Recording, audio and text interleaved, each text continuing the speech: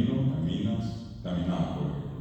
Eso en la mente del guaraní hablante tiene otra forma, una fórmula inicial, donde en vez de sufijos hay prefijos. Que el guaraní hablante tiene la palabra caminar, que es guatá, guatá, guatá de caminar. Entonces cuando conjuga dice a, guatá, re, guatá, o, guatá, ya guatá. Y crece 5 años hasta que lo que tiene suerte de ir a la escuela aprende castellano. Y allí el enorme impacto que tenía el castellano por un problema metodológico, de tener que aprender esa nueva conjugación, por ejemplo. En guaraní tenemos posposiciones, lo que en castellano son las preposiciones. En castellano yo digo voy a casa, y el que habla guaraní dice a oga, ve, voy casa a, dice el guaraní hablante. Entonces hay preposiciones y posposiciones. Una ventaja que tiene el guaraní por sobre cualquier otro idioma, que los adjetivos calificativos tienen una sola forma para su uso. Que por ejemplo, yo quiero decir algo lindo, en guaraní con una nasalidad al final se dice pona, pona. La nasalidad es exclusiva al guaraní que no tiene el castellano. Entonces, si yo voy a decir eso en castellano, va a ser lindo, linda, lindos, lindas. En guaraní solamente pona, no hay pona, pono, ponás, ponos, por ejemplo, no hay eso. Solamente pona.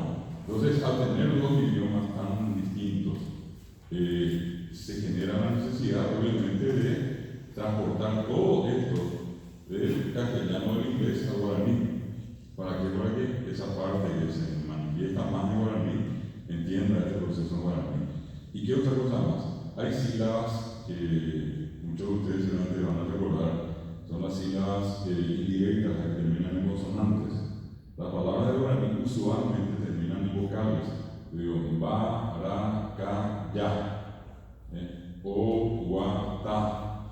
O, cu, ye. O, cu, e, te, re, i. O, que, te, re, i. Bueno, por eso hay un problema no porque la persona habla guaraní, no es que por eso le va a ser problema. Pasa que acá el sistema no enseña castellano. Entonces, a mucha gente le cuesta decir libertad con la D final, acá decimos libertad. En vez de decir, por ejemplo, reloj, acá decimos reloj, ¿verdad?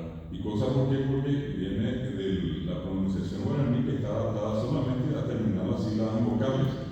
Palabras más complejas, por ejemplo, nosotros citamos casos de dobles consonantes, PL, por ejemplo, no existe en guaraní. BL no existe. Yo digo en castellano sin problema, como hablo castellano y guaraní, no tengo problema. Yo que soy bilingüe digo problema. Pero el guaraní hablante normalmente va a decir olema, olema. ¿Por qué? Porque pra, pre, no se acomodó, la, pre, no se acomodó. Entonces, todo eso es lo que nosotros consideramos, y ahí donde nuestro compañero tiene la razón y la profesora le respondió, el guaraní hizo esas adaptaciones del castellano. Por ejemplo, la palabra cabra, bra, que hizo el guaraní hablante, puso una vocal en el medio de la B y la L, y dio la palabra cabra es cabara. Por ejemplo, al en L, mi, don, eso pasó al guaraní, a, ara, mi, no. La N final se nasaliza con la O, ana, mi, no. Y esa es una forma de lo que dice, por ejemplo, camisa, que los nativos no usaban al momento de la colonia. Entonces se incorporó camisa, con una característica guaraní. Aquí otro elemento interesante, castellano carga mayoritariamente el acento en el medio, palabras llanas, abundan en castellano. En guaraní las palabras son todas agudas.